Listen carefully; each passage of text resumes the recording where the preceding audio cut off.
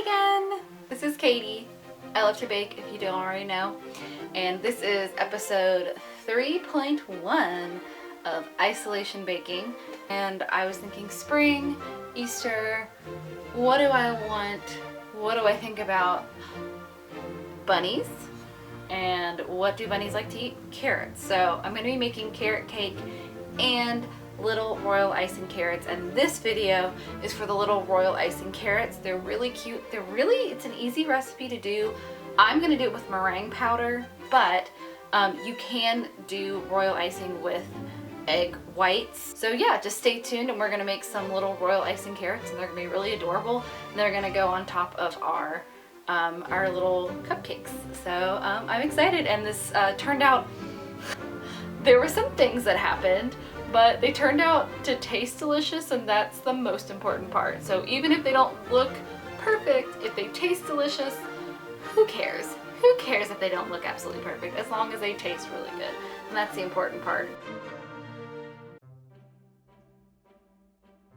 Okay, so the first thing you're going to need is going to be meringue powder, which is basically just dried up powdered egg whites. Now, you can use egg whites, and I would probably use the same tablespoon amount, maybe 3 or 4 more. But if you're not going to use meringue powder, I would highly suggest using pasteurized bottled egg whites instead. We're also going to need a buttload of powdered sugar, like 4 cups of powdered sugar. It's a lot, and it's going to go everywhere. But that's what makes icing so delicious, really. We're also going to need some water. Honestly, we're going to need probably 5 to 7 tablespoons of it, but I always keep extra on reserve in case the consistency is off. You're also going to want to have some kind of food-safe color.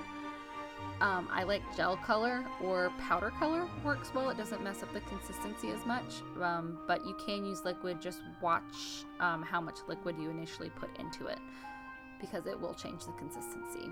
We're also going to want to flavor our icing somehow, so I would suggest lemon, almond, or my favorite, which is vanilla extract. It's a classic. Any one of those are going to be great. So the first thing we're going to do is sift our powdered sugar. And even if you think your powdered sugar looks completely lumpless, you would be so surprised before you actually sift it together.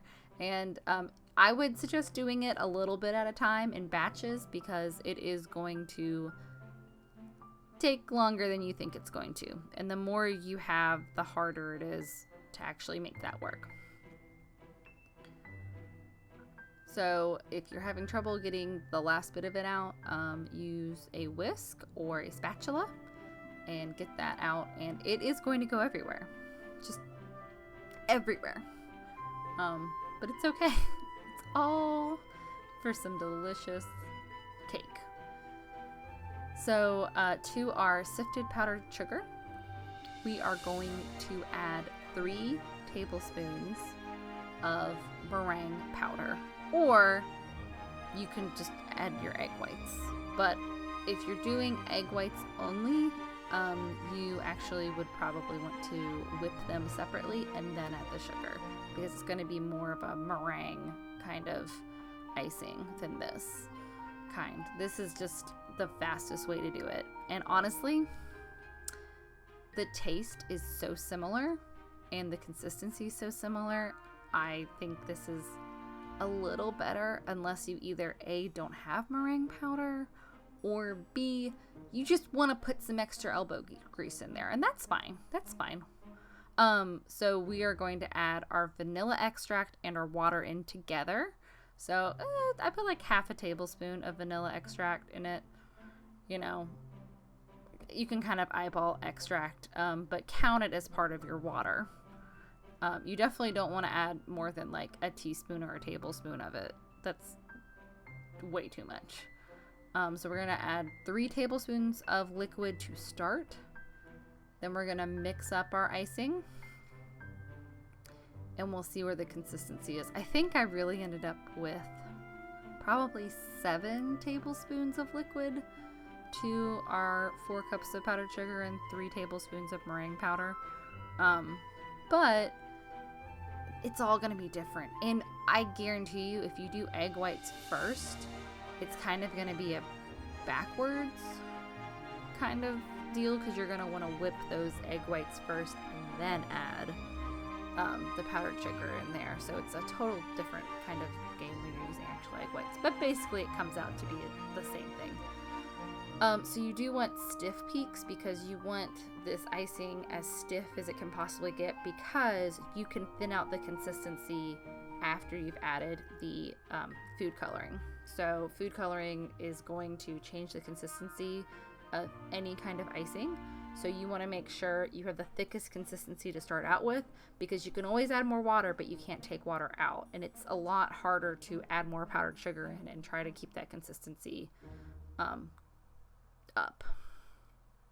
So once you're done mixing your royal icing, you're going to place a wet paper towel or towel over it just to keep it from drying out. And then we're going to mix our colors. So we're going to separate unequal halves of icing into 2 bowls. So we're going to need less green and more orange. So it makes about 2 3/4 of a cup of icing. So I would say I probably put like 1 3/4 of a cup orange and about a cup of green. And I actually had some left over at the end. So I ran out of parchment paper, so I stopped making them. But that's probably enough, a cup of each. And I would suggest definitely wearing plastic gloves whenever you're dealing with food coloring, because it will color your hands too for several days.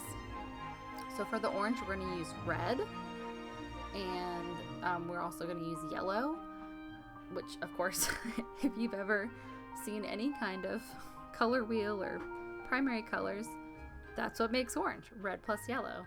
I did find that I kept having to add more and more red and yellow, and the green went by a lot quicker. Like the green was just dyed everything really quick. So since you are having really thick consistency, it is going to take a lot of elbow grease to mix it up, but you can do it. I believe in you. It's gonna be fine. It's just mixing it up. And I would say you also want to put a wet paper towel over this. So it went from like a pastel-y orange to like almost a dark orange, but I actually made it a little lighter than I wanted it, because icing tends to dry a darker shade than it originally is. And then it's the same with the green. I added more green than yellow, and I used gel food coloring, and you really want to apply that with a toothpick, and a little goes a long way with this stuff. And also they last for a really long time. But I did add some water to this one because I knew I wanted the consistency to be just a little thinner. As you can see, it's a little easier to mix. And then basically we're going to take our green icing and our orange icing, we'll put them in piping bags, and we're going to start making our carrots. And basically you're going to start with a little 1/2-inch line, and then you're just going to zigzag down until you get kind of a little Dorito. Very thin Dorito. But just a little squiggly carrot. And I've seen people where they've just made them into triangles and they had like a thinner consistency of icing. But ooh, that one was ugly. Wow, that's a really ugly one. Anyways, I've seen people with thinner consistencies just make little triangles out of them, but then you have to like paint them and stuff, and this is just a much faster way. If you put a zigzag in it, it's got ridges like a real carrot, and it looks more natural, and it's faster, frankly. And I don't feel like painting things today. So once you've got all your carrots setting down, you're gonna take your green. I put like a little fancy like leaf shape of a piping thing to make it look like little tufts of carrot greens at the top. Do people eat carrot greens? I don't even know if they do. And it's a bit of an experiment. You'll get it. You'll find your flow. I like to like put a little more pressure at the beginning. Ooh, that one is too much. That one did not look good. I ended up putting a little more pressure at the beginning and kind of backing off, so they looked a little more triangular and a little thicker at the bottom, and that tended to look really good. And then you just want to put them in a nice little Tupperware container with I put some wax paper in between them, and just save them for your recipe. And I would have shown you all that, but my camera battery decided to die on me. Definitely make sure you make more than you actually need, because always plan on losing some of those. Okay, so we are going to put this video up, and then we'll have the cake video up in probably a day or two. I'm planning on making it tomorrow, but we'll see how editing goes.